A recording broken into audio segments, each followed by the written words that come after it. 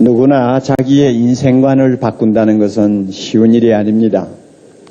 그 인생관이 어떻게 처음에 자리를 잡고 자신의 사고와 감정과 또 삶의 태도를 결정하게 되었는지 사람마다 좀 차이가 있습니다만 일단 고정된 자기의 인생관을 어떤 순간에 바꾸어서 눈을 다시 돌린다는 거, 이거 결코 쉬운 거 아니거든요. 오늘 다윗을 보면 그의 인생관이 바뀌는 대전환을 우리가 보게 됩니다. 사고의 전환이죠. 생각이 바뀌는 거죠. 우리가 읽은 본문 여러분 이미 마음에 어느 정도 담고 계시리라고 봅니다. 참 인생이라는 것은 아무것도 아니구나. 있는 것 같지만 사실 없는 것이나 다름이 없구나. 다윗이 이것을 느꼈어요. 그리고 내 손에 있는 재물, 내가 왕으로서 쌓아놓은 북이 모든 그 보물들, 이거 사실 내 손에 있지만은 언제 내 손을 떠날지 모르는 것들이구나 하는 것을 그가 알았어요. 그리고 나서 그가 얻은 결론이 이것입니다. 주여, 내가 무엇을 바라리요? 나의 소망은 주께 있나이다. 그래서 그의 마음을 세상에서 떼서 하나님에게로 돌려요. 그의 마음을 재물에서 떼어서 하나님에게로 돌려요. 대역전을 그가 지금 시도하고 있는 것입니다. 생각을 완전히 바꾸는 것입니다. 이와 같은 사고의 전환은 흔히 있는 일이 아닙니다. 또 모든 사람이 그와 같은 사고의 전환, 인생관을 바꾸는 큰 작업을 다 할 수 있는 것은 아닙니다. 일반적으로는 다들 그렇게 말하죠. 뭐 인생 그거 볼 거 있습니까? 그거 뭐 잠깐 있다가 없어지는 거죠. 거기에 마음 두면 안 돼요. 뭐 다 입으로는 그렇게 이야기하죠. 그러나 실제로 가만히 보면은 말하고는 틀리거든요. 만년 천년 살 것 같이 그저 온통 마음을 한 생을 사는데 집중하다가 나중에는 참 허무 속에서 끝맺는 사람들이 뭐 한두 명이에요. 말로는 이렇게 이야기하죠. 아이 재물 그거 뭐 내가 아무리 쌓아놔도 내 것입니까? 뭐 공수래 공수거죠. 그거 다 소용이 없는 겁니다. 말은 그렇게 해요. 그러나 실제로 가만히 보면은 영원히 자기 손에서 떠나지 아니할 무엇처럼 움켜쥐고는 사는 사람이 많아요. 안 변하는 거예요.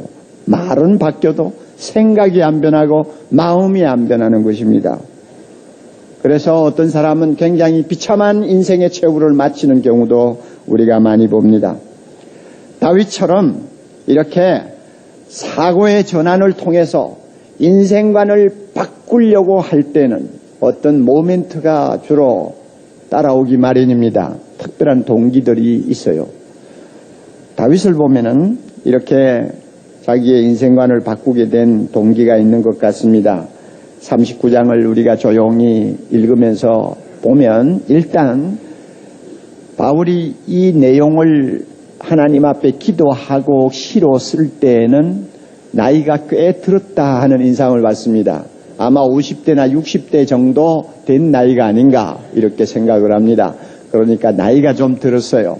그리고 또 제일 마지막 절 보면 그가 지금 병상에 누워있는 것을 알 수 있습니다. 내가 없어지기 전에, 내가 죽기 전에 나의 건강을 회복시켜 달라고 하는 기도가 있는 것 보니까 그는 지금 병을 앓고 있어요. 그리고 다윗이 병을 앓고 있는 것을 보고는 참 좋아하는 사람들이 주변에 많았습니다. 다윗은 우리가 잘 아는 바와 같이 하나님을 사랑하고 하나님의 뜻대로 살고 하나님의 말씀대로 백성을 다스리려고 하는 성군이었지 않습니까? 그런데 이와 같은 성군, 의롭게 바르게 하려는 사람들 주변에는 정적이 많습니다. 적이 많아요. 세상이 그래서 참 더러운 것입니다. 바로 살려는 사람들에게는 적이 많아요. 다윗에게도 마찬가지였어요. 그런데 이 적들이 볼 때 다윗이 병들어 누워가지고 저거 뭐 다시 소생할지 소생하지 못할지 잘 모를 정도로 어려움을 당하니까 은근히 좋아하고 그저 돌아다니면서 이런 말 저런 말 하는 것을 다윗이 많이 들었어요. 그러니까 자, 나이는 들었죠. 몸은 병들었죠. 원수들은 건강하고 그저 형통해서 자기를 비웃지요. 이러니까 잘못하면 입만 열었다 하면은 하나님께 원망하기 10중 8구고 잘못하면 사람들을 향해서 저주할 수 있는 위험을 안고 있었습니다. 그래서 입을 꼭 다물고 있어요. 말을 안 해요. 그리고 마음을 억누르고 지금 참고 있어요. 그러자니 내가 이러다가는 죽는 것 아니냐 하는 두려움이 생기고 동시에 내가 왜 이렇게 되었지? 하나님이 계신다면 왜 내가 이 모양이 되었지? 하고는 자기도 모르게 막 화가 목에까지 찼어요. 굉장히 불편한 상황에 지금 놓여 있습니다. 이런 과정에서 그는 인생을 다시 돌아보게 된 것입니다. 그리고 자기가 소유하고 있는 모든 부를 다시 한번 보게 된 것입니다. 그리고 결론, 아무것도 아니다. 내 마음을 줄 것도 못 되고 내가 의지할 것도 못 된다. 하나님만이 나의 소망입니다. 하나님만이 내가 의지할 자입니다. 하나님, 나를 받으시옵소서. 나를 붙들어 주옵소서. 하고 마음을 완전히 바꾸는 이런 경험을 하게 된 것입니다. 여러분, 우리가 경험적으로 잘 압니다마는 사람이 병이 들면 세상을 보는 눈이 좀 달라집니다.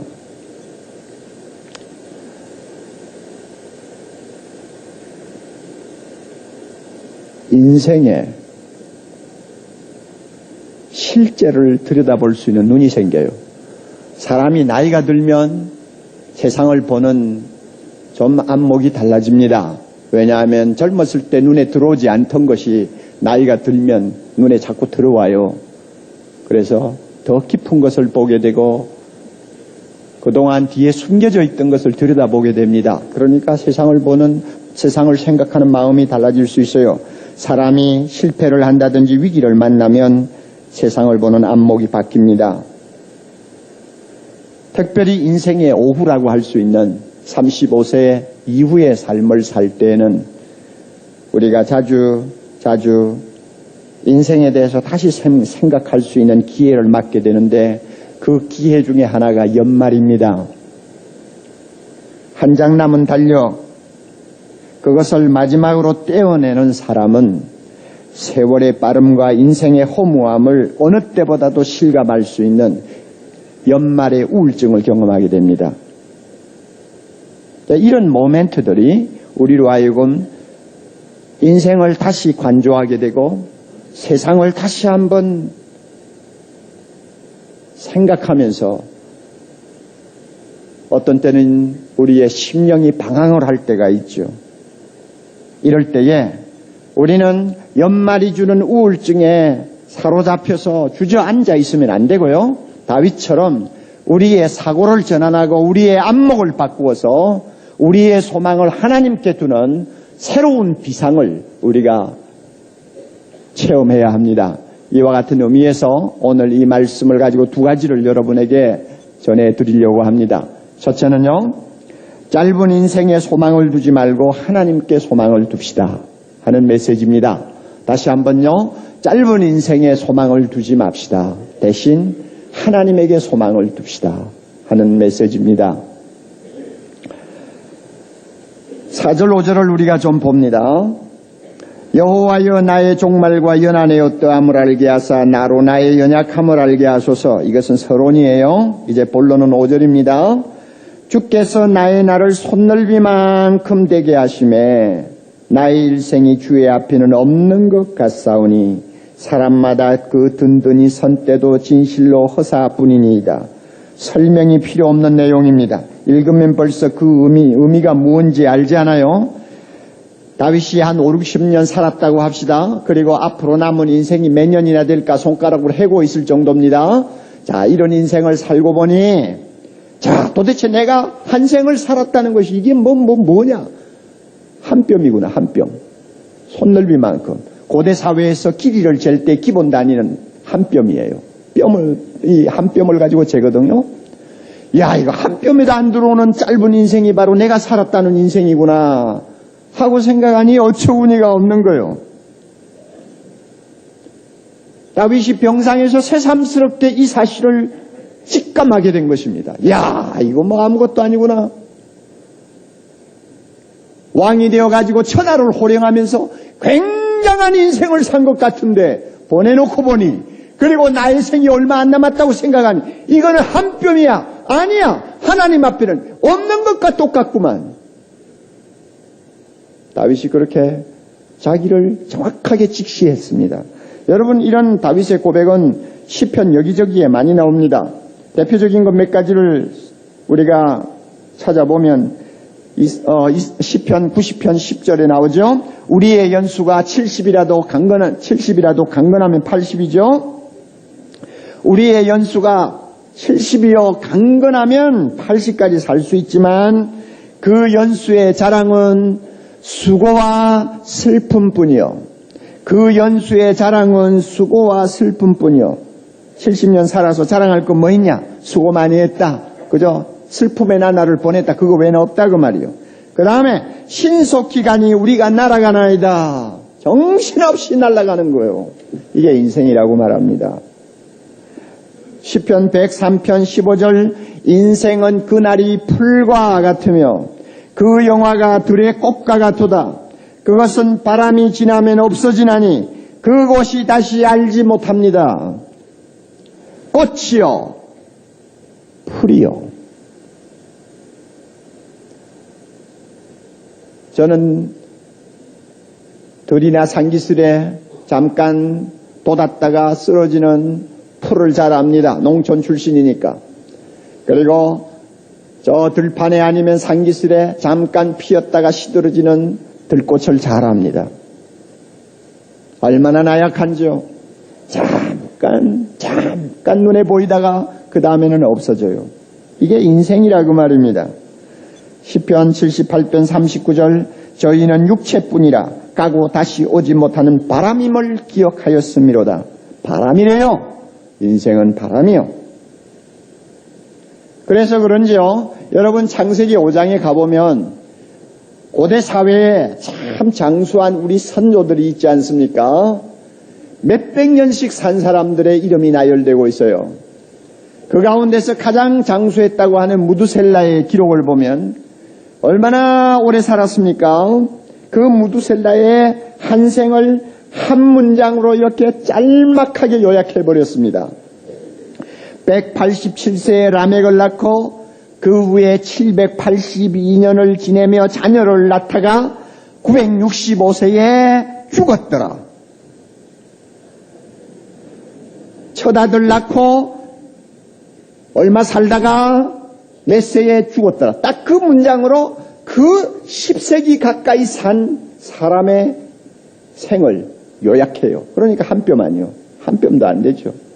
그러니까 우리같이 뭐 7, 80년 산다고 생각하는 사람은 참 뜻없어요. 27에 첫 아들 낳고 그 다음에 애 낳기 싫어서 좀 살다가 뭐 75세 죽었다. 그러면 딱 끝나는 거예요.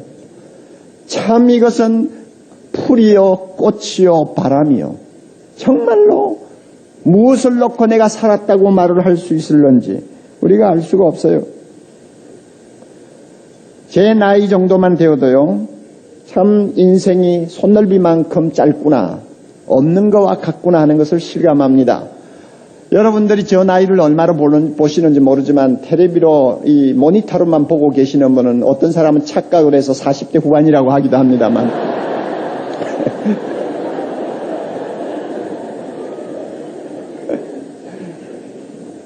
그 이야기를 들으면 기분은 안 나빠요. 그러나 참 한 생을 돌아보면 성경 말씀이 얼마나 진리인가를 저 자신이 참 어떤 면에는 소름이 끼칠 정도로 느껴질 때가 있어요. 참 진리구나. 그래서 어떤 분이 이런 말을 했습니다.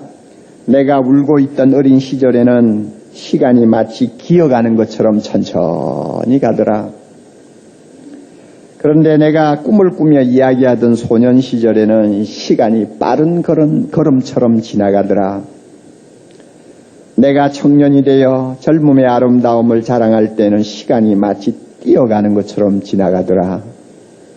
내가 장년이 되어 힘과 자신감을 가지고 열심히 뛸 때 시간은 마치 구름처럼 날아가더라. 이제 내 머리에 흰서리가 앉고 노인이 되자 시간은 이미 나에게서 지나가 버린 것을 알았다. 그래서 60이 넘으니까 1년이 새롭고 70이 넘으니까 한 달이 새롭고 80이 넘으니까 하루하루가 새롭도다. 참 묘한 말을 했죠. 사실 진리예요. 그렇죠. 여기에 있는 젊은이들은 아직도 실감이 안 가죠.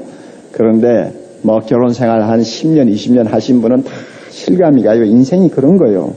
더욱이 오늘 말씀 가운데서 그 5절 중간에 사람마다 든든히 선 때도 진실로 허사뿐이니이다.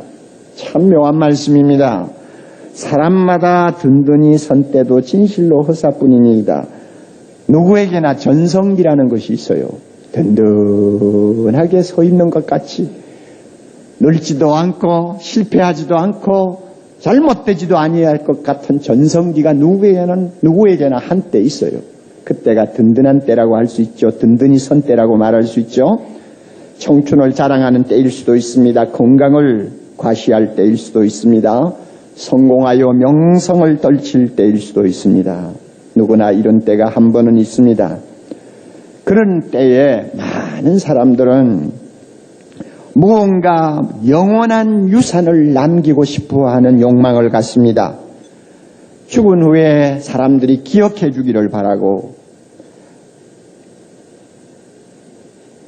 그리고 두고두고 자기의 업적을 인정해 주기를 바라는 그런 마음을 갖게 됩니다. 그러나 얼마나 허무한지요. 든든히 선 때도 허사뿐이니이다. 너무나 허무합니다. 언젠가는 자기가 세운 기록이 깨어지는 날이 오고, 언젠가는 명성도 사라지고 공로도 잊혀지는 날이 반드시 오거든요. 제임스 dobson이라고 하는 미국의 유명한 목사님이 계세요. 가정사역을 특별히 열심히 하시는 아주 저명한 목사님인데, 이분은 대학 시절에 테니스 선수였습니다.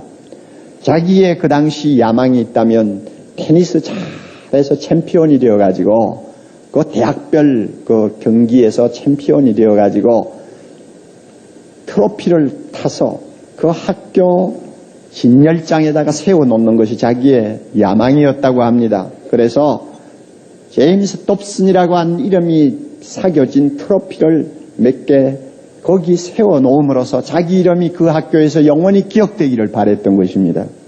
젊은 아이들이니까 그럴 수도 있겠죠. 그런데 몇 년 후가 지나서 어떤 사람이 그 트로피를 자기에게 소포로 보내주었습니다. 그리고 그 소포에는 이런 조그만 작은 편지가 들어있었어요. 내가 쓰레기장 옆을 지나가다가 보니 트로피가 하나 들어있어서 우연히 그저 좀 한번 그 트로피를 꺼내보았습니다. 그랬더니 당신 이름이 적혀 있더군요. 그래서 너무 이거 아깝다 생각하고는 내가 소포로 당신에게 붙입니다. 학교가 재건축을 하면서 당신 트로피를 전부 다 쓰레기통에 다 집어넣었던 것 같습니다.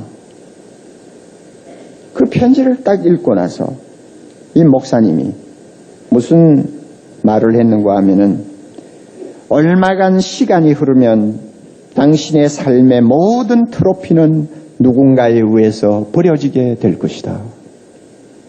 옳은 말이죠. 그래서 든든히 선 때도 허사뿐이니이다 하는 말씀이 절대 과장된 말이 아니에요. 다 진실이에요. 제가 잘 아는 어떤 분이 미국에 거주하면서 거라지 세일을 하는 시장을 많이 돌아다녔어요. 쓸모가 없는 물건들 다 끌어다내가지고 헐값에 파는 세일입니다. 몽땅 세일이죠. 거기에 가면은 값이 나가는 앤티크가 좀 나오거든요. 고물들이 좀 있어요. 그래서 그런 것들을 좀 찾아서 수집을 하려고 다니는 겁니다. 그런데 한 번은 가니까 노인이 혼자 살다가 세상을 떠났어요. 아무도 오는 사람도 없어요. 그래서 그 집 안에 있는 물건을 몽땅 마당에다 내놓고 이제 몽땅 털이 세일을 하는 것입니다. 그런데 거기 가서 보니 아주 이쁘게 생긴 박스가 있는데 그 박스를 한번 열어봤더니 훈장에다가 상장에다가 트로피다가 그 고인이 세상에 살아있을 동안 참 사람들에게 그 참 알려진 여러 가지 공적을 기념하는 많은 것들이 들어있어요. 그것만 따로 딱 쌓아놨어요. 그래서 한번 물었답니다. 이 한 상자 얼마입니까? 값이 10불이라고 그러더래요. 한 사람이 한평생 있으면서 얻은 명성, 쌓은 공적, 그 모든 것을 기리는 것들 다 묶어가 10불에 끝나는 거예요. 사람이 든든히 선 때도 진실로 허사뿐이니이다. 그러므로 여러분 점다고 교만하지 마세요. 건강하다고 천년만년 살 것 같이 거드름을 피우지 마세요. 성공했다고 큰소리 치지 마세요. 이사야 2장 22절의 말씀대로 이런 말씀대로 너희는 인생을 의지하지 말라. 너희는 인생을 의지하지 말라. 그의 호흡은 코에 있나니 수에 끼일 가치조차도 없느니라. 옳은 말씀이죠. 숨만 끊어지면 수에 끼일 가치조차, 손으로 할 가치조차도 없는 존재라는 것, 이것이 말씀이 우리에게 주는 진리입니다. 제가 목사니까 이런 이야기를 합니다.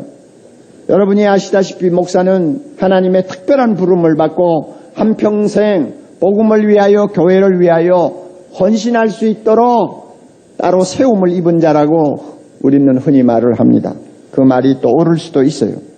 그래서 이 세상에 살면서 세상적인 직업을 갖지 않고 오로지 복음을 위해서 하나님이 시키시는 일을 평생 하는 사람입니다. 얼마나 보람된 일입니까? 일반 평신도보다는 아무래도 좀 더 보람을 느낄 수 있는 자리죠. 그러나 여러분, 이렇게 평생 복음을 위해서 살고 교회를 위해서 살다가 가는 사람들을 보면 인간적으로는 허무하기가 똑같아요. 저는 위대한 선배 목사님들을 자주 기억합니다. 그들이 평소에 참 전성기를 구가할 때는 그분의 설교 한마디를 들으려고 수천 명, 수만 명의 사람들이 몰려들었어요. 그 박력 있고 영감이 넘치는 설교 말씀 앞에 모든 청중들이 하나님 앞에 은혜를 받고 거꾸러지고 새 사람이 되고 감동했습니다. 그리고 그분을 기념하기 위해서 많은 책들이 나왔습니다. 그리고 기념관도 세웠습니다. 그러나 여러분, 10년, 20년이 지나고 나서 무엇이 남아 있습니까? 그 메시지가 어디 있습니까? 그 메시지를 듣고 감동하던 청중들은 다 어디에 갔습니까? 그 세대는 다 어디로 간 거예요? 그가 남겨놓은 책들, 아마 지금쯤은 고서가 있는 곳에 가서 뒤져야 어쩌면 발견할 수 있을지도 모릅니다. 그분을 기념해서 세운 탑 혹은 집, 그게 무슨 소용이 있습니까? 나중에는 관리할 사람조차 없어가지고 먼지가 앉는 초라한 모습으로 변할지 모릅니다. 이전 세대를 다음 세대가 기억하지 못한다는 말씀이 맞아요. 세상의 것은 다 그런 것입니다. 우리가 이 사실을 깊이 인정해야 합니다. 인간의 유한성은 누구도 부인할 수 없습니다. 어떤 방법으로도 해결할 수가 없는 우리 모두의 불만입니다. 시편 89편 47절에 있는 말씀대로입니다. 주께서 모든 인생을 어찌 그렇게 허무하게 창조하셨는지요. 우리 마음에도 이와 같은 탄식과 원망이 나올 정도로 인간 자체를 보면 정말 허무합니다. 정말 허무합니다. 이 사실을 다윗이 직시한 것입니다. 실존적으로 깨달은 것입니다. 입만 가지고 말하는 것이 아니라 온 영혼이 진동할 정도로 이 사실을 깊이 인식한 것입니다.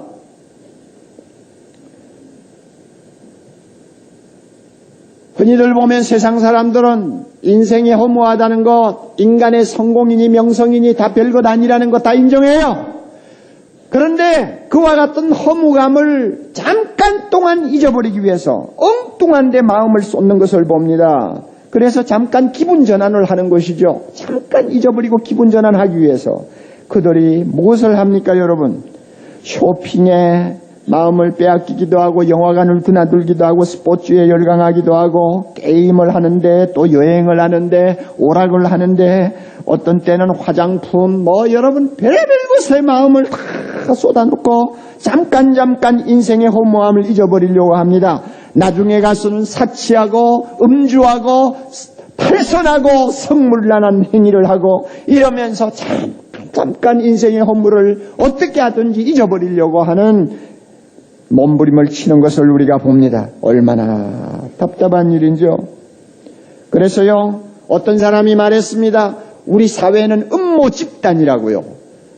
음모를 가진 집단이다. 그래서 사람들로 하여금 인생의 진실을 보지 못하도록 온갖 잡된 것, 온갖 눈으로 보기에 화려한 것들로 사람들의 안목을 가려놓고 속이는 거죠. 그래서 음모 집단이라고 그래요.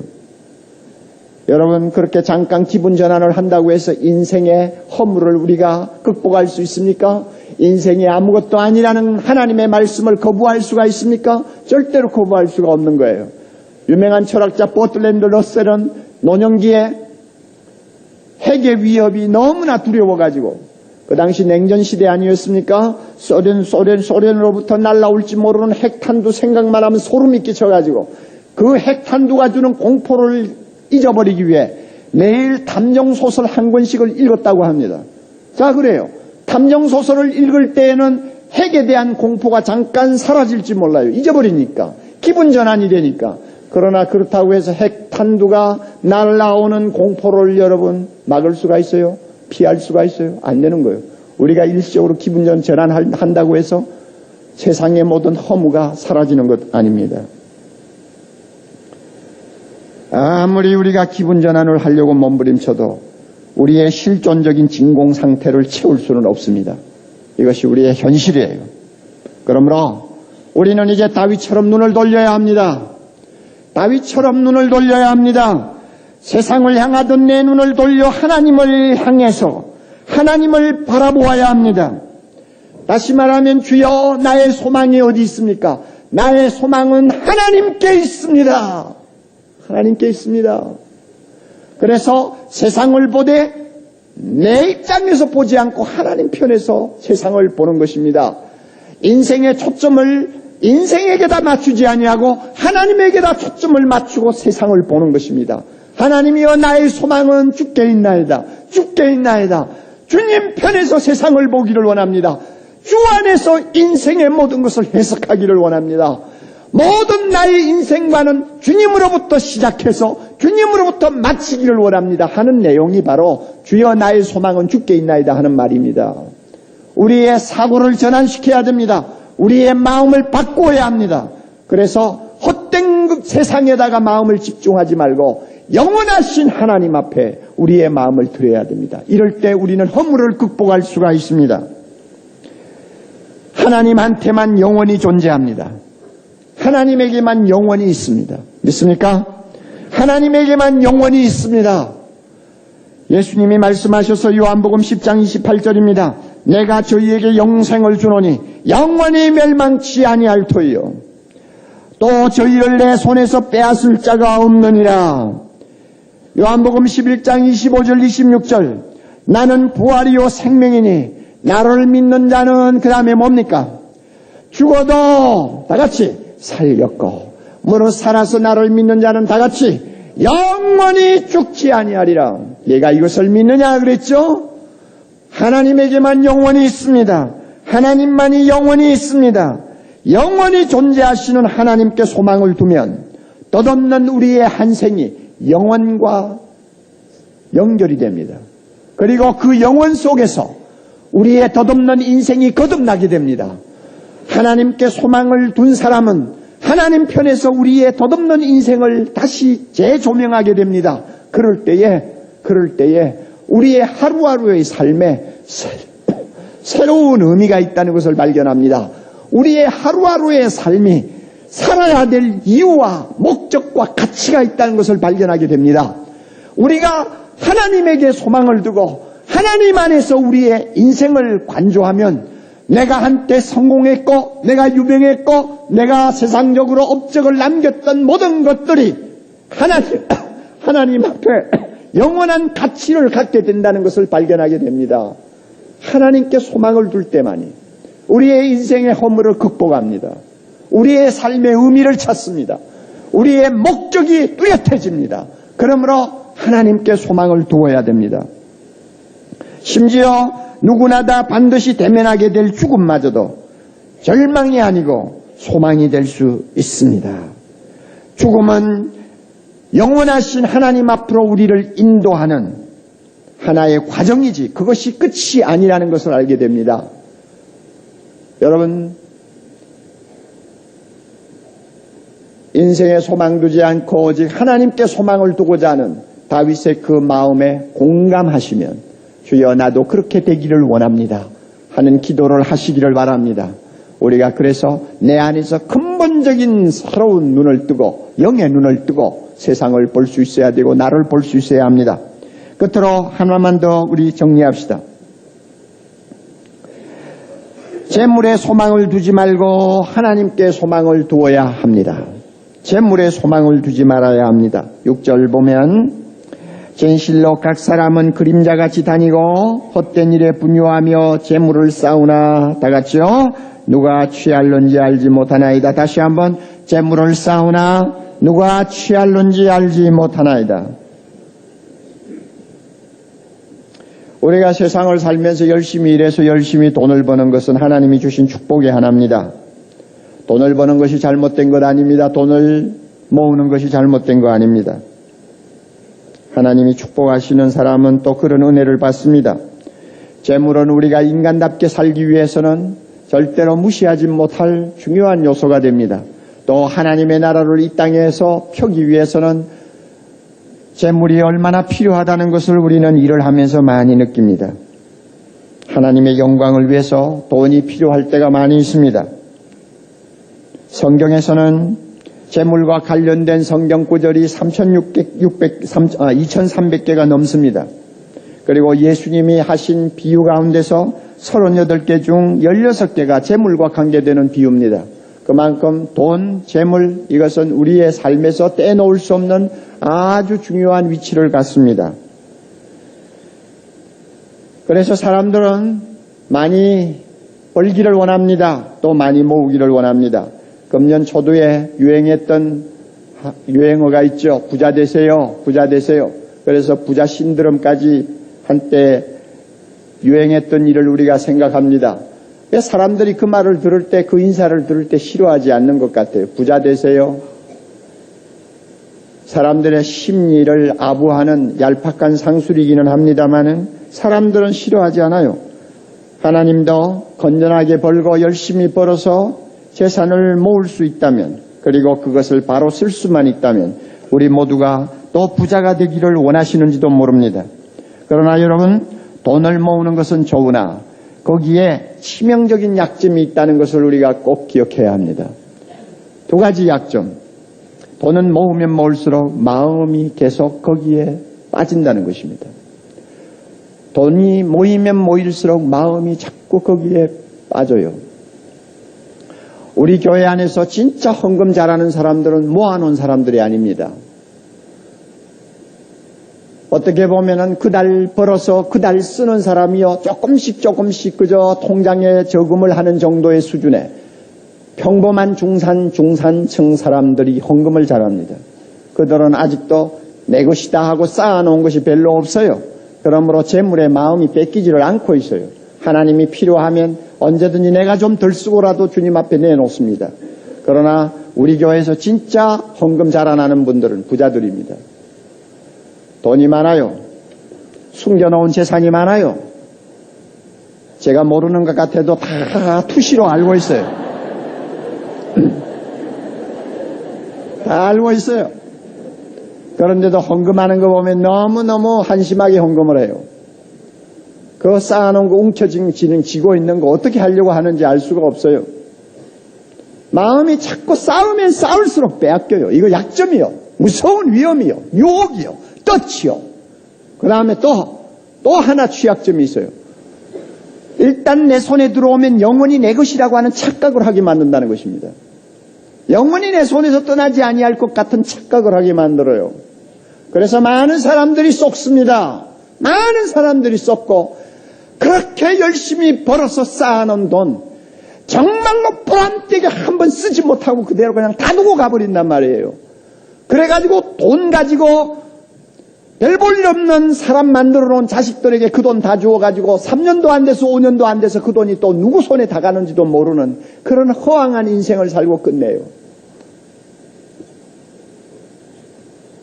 다윗이 살던 시대도 그런 사람이 많았어요. 오늘도 이런 사람들이 주변에 너무 많아요.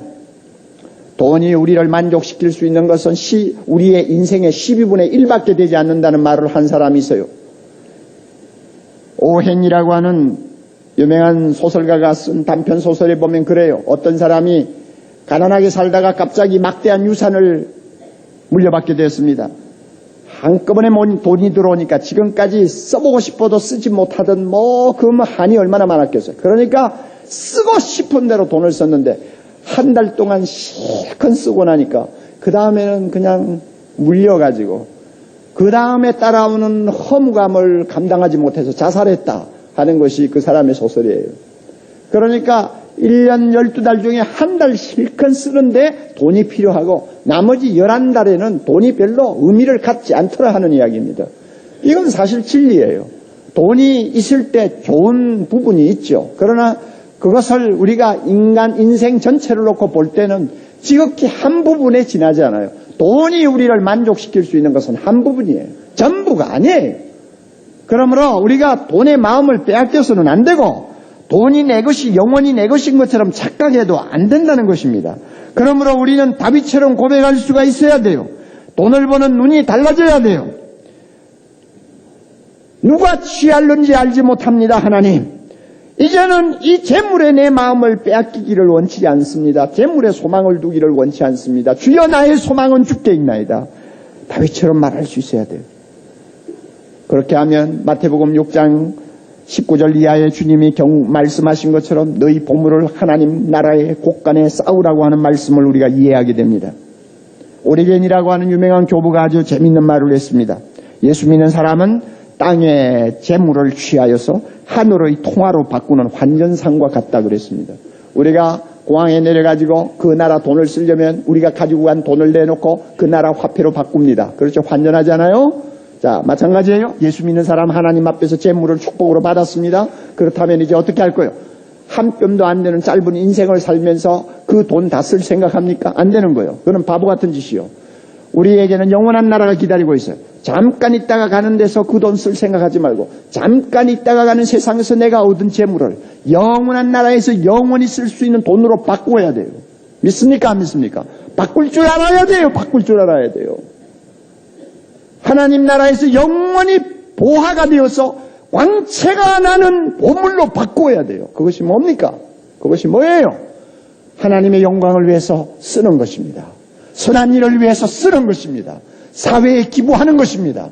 하나님의 큰 뜻이 무엇인가를 발견하면 그 뜻을 위해서 나의 것을 드리는 것입니다. 이럴 때 잠깐 있다가 없어지는 화폐와 같은 값없는 세상의 재물이지만 이것을 바로만 쓰면 영원한 나라에서 영원히 통용되는 영원한 나라의 화폐로 바뀐다고 말이에요.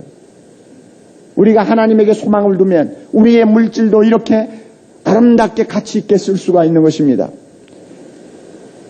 C.T. 스터드라고 하는 유명한 선교사가 있습니다. 여러분 선교에 관심이 있으면 스터드라고 하는 이름은 잊어버리지 마세요. 그 스터드라고 하는 이름을 모르시면 여러분은 조금 무식한 사람이에요. 무식한 사람 손 들어보세요. 아마 대부분일 거예요. 이 사람은 웩 선교회를 창설하신 분입니다. 영국 분으로서 옥스퍼드 출신이고 그 다음에 아주 재벌가의 집안의 자녀입니다. 그런데 그가 예수 믿었어요. 예수님 만났어요. 그리고 복음을 위해서 평생 살기로 작심했습니다. 그래서 중국 선교, 아프리카 선교를 하면서 평생을 선교사로 살다가 갔고 나중에는 자기 아버지로부터 물려받은 유산을 주님의 복음을 위해서 다 흩어서 써버렸어요. 그가 이제 나이가 들어서 임종이 가까워오고 있었습니다. 임종을 눈앞에 두고 그는 이런 말을 했습니다. 내가 세상을 떠날 날이 가까워 온 것 같다. 이제 돌아보니 즐거웠던 몇 가지 일이 생각나는구나. 하나님이 나를 중국에 가라고 말씀하셨을 때 우리 가족들은 다 반대했다. 그런데도 하나님의 명령이니까 가야 된다 하고 그때 결단하고 중국으로 건너간 것, 지금 생각하면 얼마나 기분 좋은 일인지, 즐거운 추억인지. 그리고 그때 하나님이 또 나에게 명령하신 것 있다. 부자 청년에게 주님이 말씀하신 그대로 내 가진 것을 가난한 자에게 다 나눠주고 나를 쫓으라.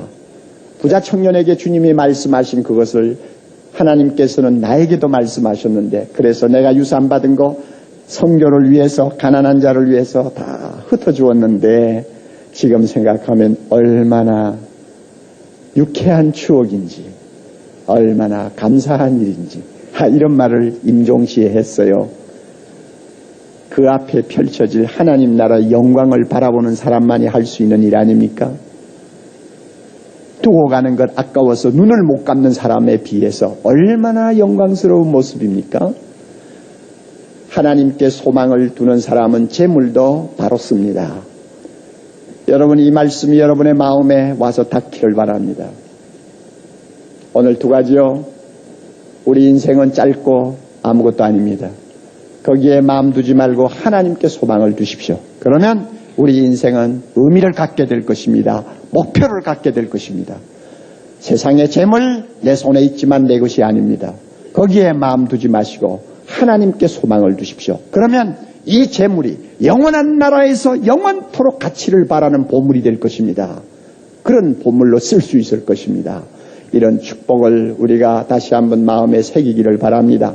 지난 한 해 동안 어떻게 살았습니까? 어떤 인생관을 가지고 살았나요? 어떤 재물관을 가지고 살았나요?